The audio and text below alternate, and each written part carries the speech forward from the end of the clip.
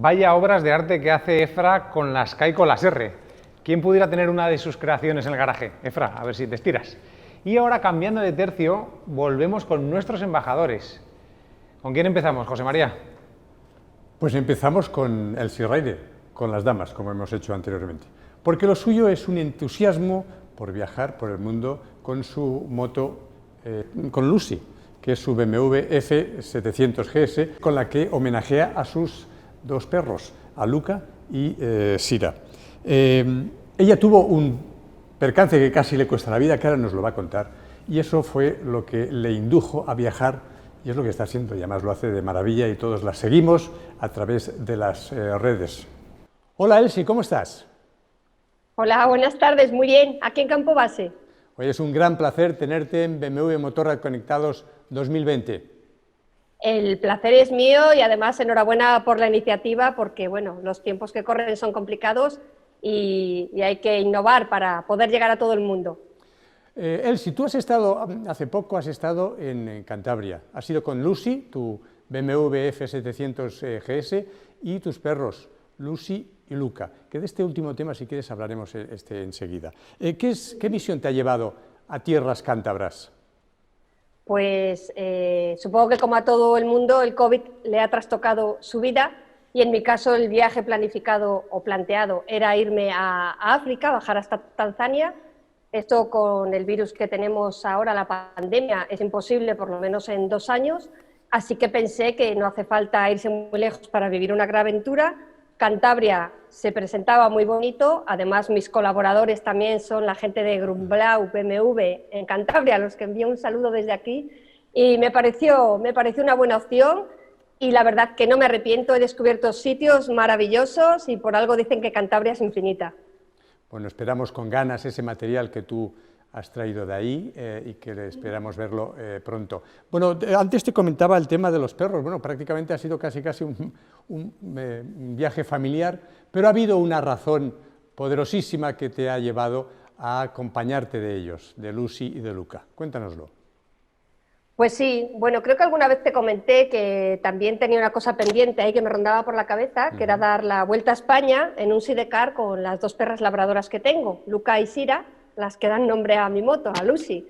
Y bueno, pues en el confinamiento descubrieron que Luca tiene un cáncer terminal con mucha metástasis y bueno, este sueño ya no se va a poder realizar, pero pensé que aunque no fuera de esa forma, sí que podía hacerlo de otra manera diferente. Así que gracias a Fran, al que le doy las gracias desde aquí, que puso su coche a disposición mía, me iba llevando a las perras por diferentes etapas que hacía en este viaje de Valles Verdes y así, pues bueno, he podido compartir el viaje, el último viaje con Luca y de alguna forma, pues ese sueño que tenía pendiente. Bueno, si te parece, vamos un poco hacia atrás, hacia lo que te convierte a ti como motera. Tú eres una persona que eres un ejemplo de superación, de valentía y también de tozudez, que me lo has reconocido en alguna de las ocasiones que hemos estado hablando, pero tú te conviertes motera, te conviertes en rider a raíz de un tremendo suceso que casi te cuesta la vida. Bueno, sí, tengo que señalizar solo que en moto llevo ya muchos años, pero sí que es cierto que haciendo grandes viajes fue a partir en el año 2010, que una terrible negligencia médica pues casi termina con mi vida. Lo he comentado muchas veces, ¿no? Que levantarte en la UCI de un hospital totalmente monitorizada, después de un coma, te cambia mucho la perspectiva de la vida, ¿no? La cosa no fue fácil, durante 3 o 4 años estuve con una depresión muy fuerte, porque la realidad siempre supera la ficción, y aquello fue tremendamente duro, pero un buen día, de esos que lloraba tanto, pues algo aquí dentro se removió y me dijo: María, si la vida te ha dado una segunda oportunidad, cógela y haz esas cosas que habías soñado. Las que había soñado era hacer grandes viajes y el primero de ellos era irme a la India en moto y así sucedió en el año 2016. Un viaje que decidiste hacer cuando estabas convaleciente, el ir a la India, como bien has dicho, y que luego resultó ser un viaje inolvidable. Fue un viaje sanador, yo lo definiré siempre como viaje sanador, porque a pesar de que en las redes sociales, bueno, siempre se ve la parte más bonita, también hubo muchos momentos en los que lloré. Y recuerdo, creo que lo he contado muchas veces en la anécdota, ¿no?, de una chica en la ciudad de Yaz, en Irán, que yo estaba llorando y vino a preguntarme, pero ¿no te gusta nuestro país? ¿Estás incómoda? Y la verdad es que estaba, pues de alguna forma, dejando a cada kilómetro que iba avanzando esa pena que yo llevaba tan adentro.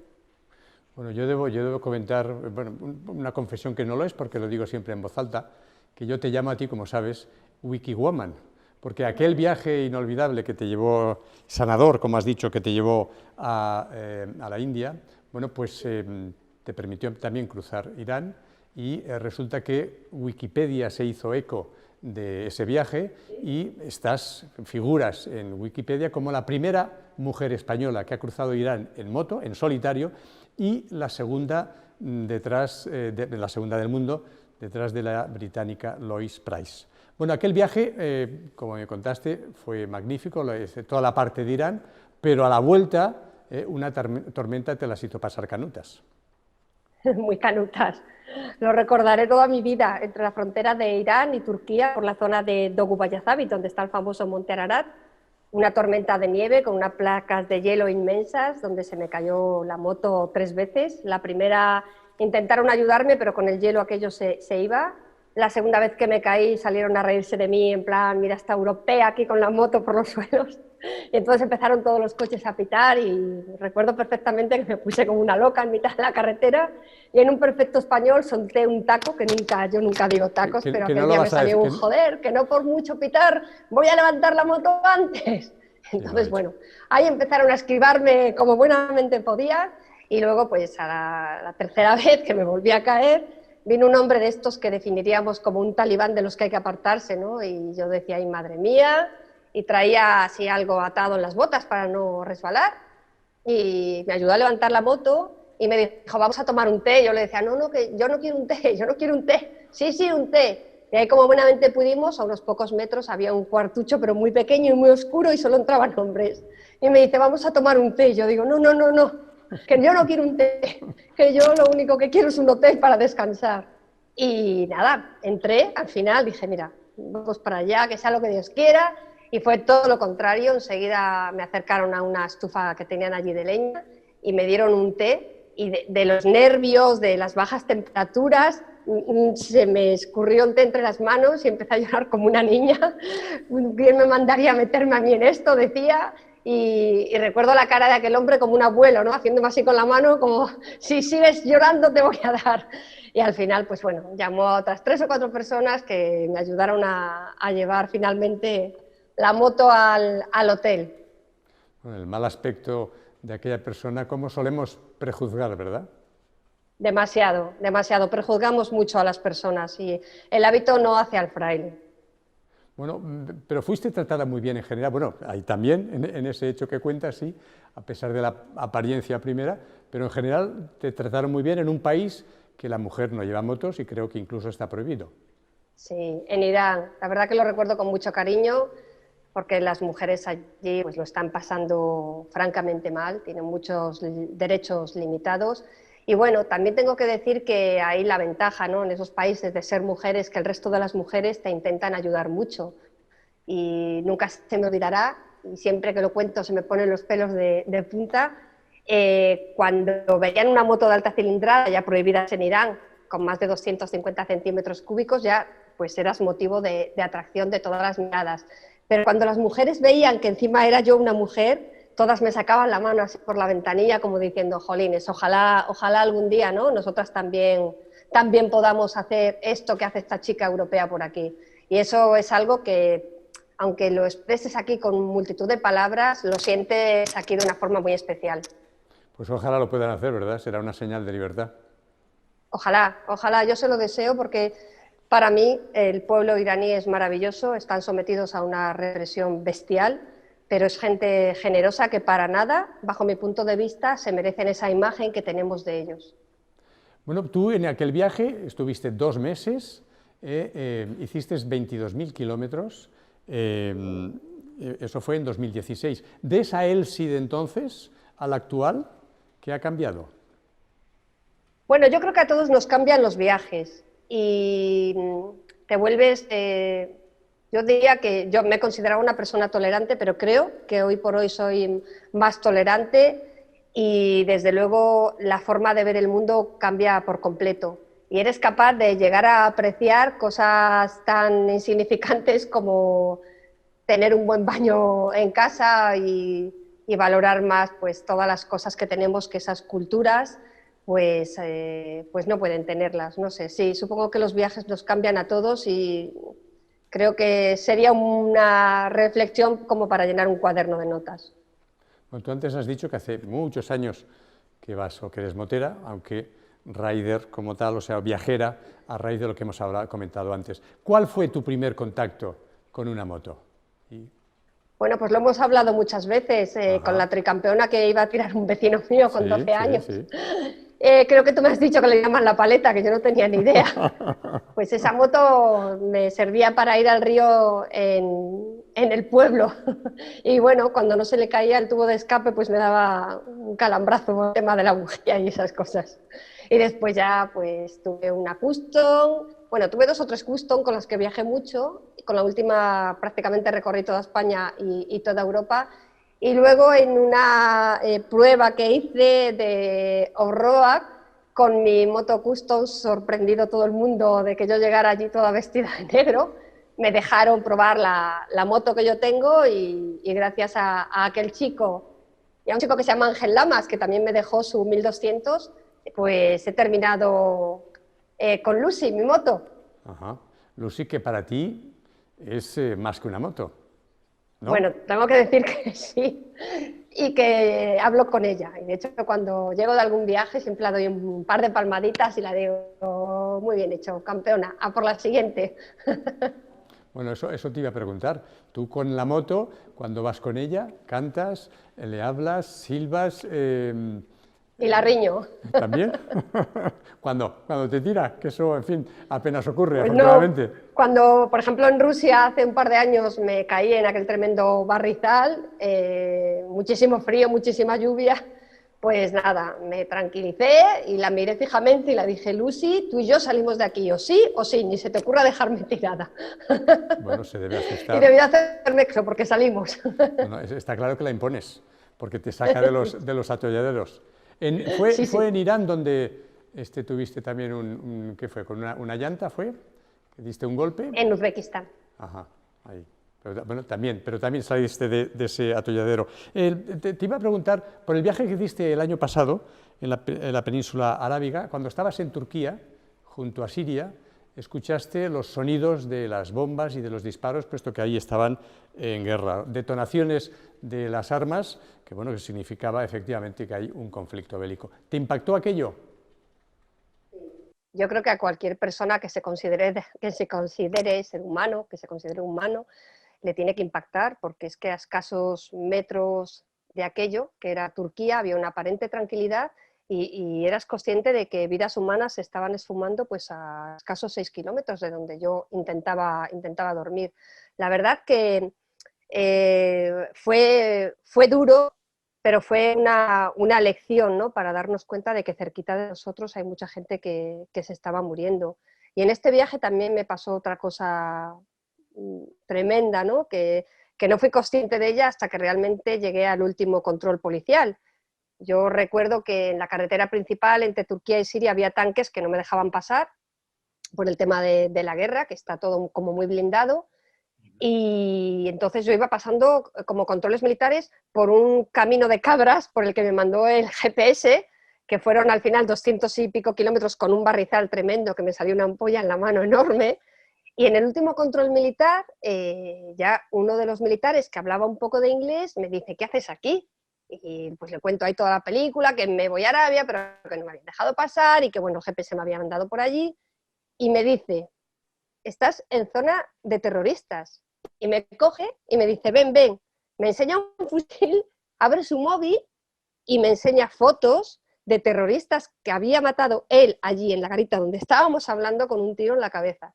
Entonces, ante esa situación también no sabes ni la cara que poner, porque de una forma te lo enseña como un trofeo, como algo que ha hecho bien, pero a ti te impresiona ver a aquellos muertos y piensas, jolines, debajo de esta nieve pues tiene que haber algo, ¿no?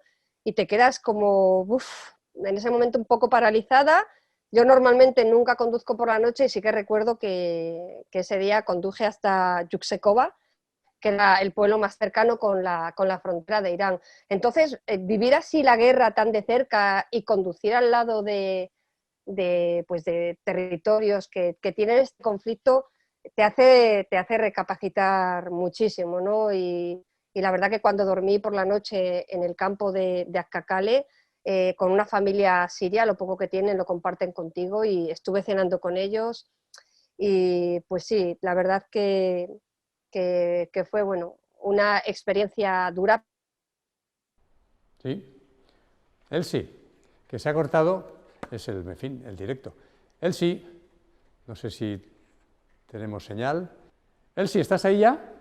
Sí, sí, yo estoy aquí, te tengo cobertura 100. No, es que te hemos perdido cuando estabas Pues, sí, que habías llegado ya al pueblo que cuando dormías con esa familia, ahí te hemos perdido. Y que bueno, que estabas muy impresionada por lo que habías visto, sobre todo después de esas fotografías que te había enseñado de terroristas muertos, pues, el amable pues policía. no sé si se me escuchó lo último, pero Sí. bueno, lo repito, que digo que en un campamento de refugiados está en la zona de Akakale, ese día dormí allí y estuve cenando con una familia Sí, siria sí. y lo que decía es que, bueno, que fue una experiencia dura, pero que a la vez también fue muy enriquecedora. Otra de las cosas que me impresionaste que cuando me contaste el tema de los disparos, de los impactos que escuchaste, es la indiferencia de las personas que estaban ahí, como no dándole importancia a lo que a ti tanto te estaba impactando. Sí, es curioso porque en Turquía se vive esta sensación, ¿no? Hay una aparente paz, una aparente tranquilidad, y yo estaba ya medio adormilada en la tienda de campaña y de repente escuché lo que vendrían a ser aquí como unos petardos. Entonces yo me asomé y había un turco tomando pues el típico té que toman allí sentado en una piedra y le pregunté qué era. Y con absoluta indiferencia me dijo, sirios, como que con ellos no fuera en absoluto nada de ello. Y luego, otra cosa que también, ¿no?, me gustaría recalcar es el tema de los campos de refugiados, ¿no? Yo me quedé muy sorprendida porque realmente no viven o sea, no les han puesto edificios, ¿no? Ellos están en tiendas de campaña tipo ACNUR con plásticos azules, que yo decía que eran los tejados azules que me iba encontrando, y desperdigados prácticamente por todo el sur de Turquía en unas condiciones bastante precarias. ¿Qué es lo que temes en un viaje, Elsie, tú que vas sola por el mundo? ¿Qué es lo que temo en un viaje? Buena pregunta. ¿Qué es lo que temo en un viaje? Pues así a bote pronto no me viene nada a la cabeza. O sea, no le temes a nada. ¿Eh? No le temes a ¿Que nada. no temo nada? Pues es que no lo sé. Pues así, si me lo preguntas así, sin darme tiempo a pensar mucho, creo que una avería me la solucionan en cualquier sitio, más o menos. El tema de dormir, pues si no duermo mejor, duermo en mi tienda de campaña. La gente, al final, he descubierto que la mayoría de gente es maravillosa y siempre te ayudan.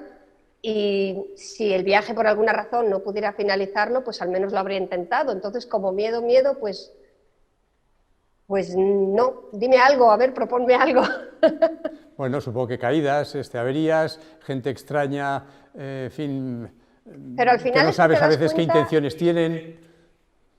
no sé, al final te das cuenta de que cuando llegas a un sitio la extraña eres tú. Ya. Me pasó en Kazajistán que había un hombre con un rebaño de cabras y yo fui a fotografiarlo y el hombre lo primero que hizo fue ir a coger a sus corderitos y llevárselos corriendo, porque allí la extraña era yo. Sí tengo que decir que ha habido, o sea, cosas muy puntuales como esta que te comentaba, que sí que tuve cierto miedo, obviamente, ¿no? Cuando te enseñan todas esas fotos, pues se te pone todo un poquito aquí, pero miedo a enfrentarme a un viaje, en principio no. Bueno, pues volvamos a los viajes, a ese que no pudiste hacer debido a la pandemia y que tuviste que cambiar forzosamente, bueno, por uno no menos bonito, que es el de Cantabria. Ya has dado una pequeña pincelada de ese viaje que tú tenías proyectado, pero dínoslo porque la verdad es que es muy ambicioso, que supongo que además habrás aparcado para próximamente, ¿no? Pues el viaje de lo que se trataba era de recorrer los valles verdes cántabros, que son, como te decía antes, como 40 y pico, pero bueno, luego hay unos cuantos que son como los principales, y esos valles son los que de alguna forma recogen a todo el resto de valles. con María. paisajes absolutamente maravillosos, pero maravillosos. Y yo no fui a buscar los sitios más conocidos de Cantabria, sino pueblos que están metidos en verdaderos valles, y pues, tuve la oportunidad también de charlar pues, con gentes, tener conversaciones maravillosas. Recuerdo en la Vega de Pas que me encontré al cartero del pueblo que había hecho un menhir donde hacía alusión al COVID, era su interpretación del COVID, y ese hombre llamó a una señora de 95 años, Ramona, que había sufrido ya 2 pandemias y encima la pobre había vivido una guerra. O sea que es que ha sido un viaje también enriquecedor y en el que también me he metido en algún que otro berenjenal que... Bueno, que conoceremos. Si yo te preguntaba, no por bueno, te llamo María y por eso no me has hecho caso. Yo te preguntaba por el que tenías proyectado y que se iniciaba en Egipto. Cuéntanos, Sí. cuéntanos. Bueno, no exactamente en Egipto, la idea era coger un barco Bueno, en Egipto iniciabas la en parte... Italia para pasar a Israel y recorrer Israel, territorios palestinos, y luego ya bajar a Egipto, recorrer todo el Nilo y así llegar hasta Tanzania. Pero bueno, ese se queda ahí próximamente. Todavía sin fecha, ¿no? Todavía sin fecha hasta que se pueda, porque por lo visto la pandemia está azotando muy fuerte en África, como era de esperar. Bueno, nos has contado, nos has dejado así un poco con la miel en los labios sobre esa anécdota que te había, bueno, alguna de ellas que te había sucedido en tu viaje a Cantabria. Anda, cuéntanos alguna. Pues no se me ha oído bien lo de la señora Ramona, sí. Sí, no, pero luego has dicho, has insinuado otra. Bueno, pues ¿Alguna muchas, más, vaya? que me metí una vez también por un camino de cabras y cuando me di cuenta casi aterrizo allí en un acantilado en una playa, o sea que... Y luego, pues bueno, tener la oportunidad de cenar en una típica posada con gente de allí, tener una tertulia maravillosa y bueno, pues es que un montón de cosas. Lo que pasa que todavía tengo que preparar todo para darle un matiz mejor. Te daremos tiempo a que lo hagas. ¿Cuántos países llevas tú visitados? Más de 60 creo que me dijiste, si no recuerdo mal. ¿Más de, perdona? 60. Yo creo que sí, más. Sí, yo creo que más de 60. ¿Cuál Hasta de ahora, ellos? todavía faltan. Claro, que si tú eres joven. ¿Cuál de ellos te ha impactado más? ¿O te ha dejado...? Bueno, ya sabes tú que Irán ha sido un país que me ha encantado. Y en este último viaje, Omán, en la península arábiga, es un país que me ha gustado mucho y me ha impactado sobremanera la isla de Mashira, donde a las mujeres por imposición legal tienen que llevar una máscara que oculta su cara.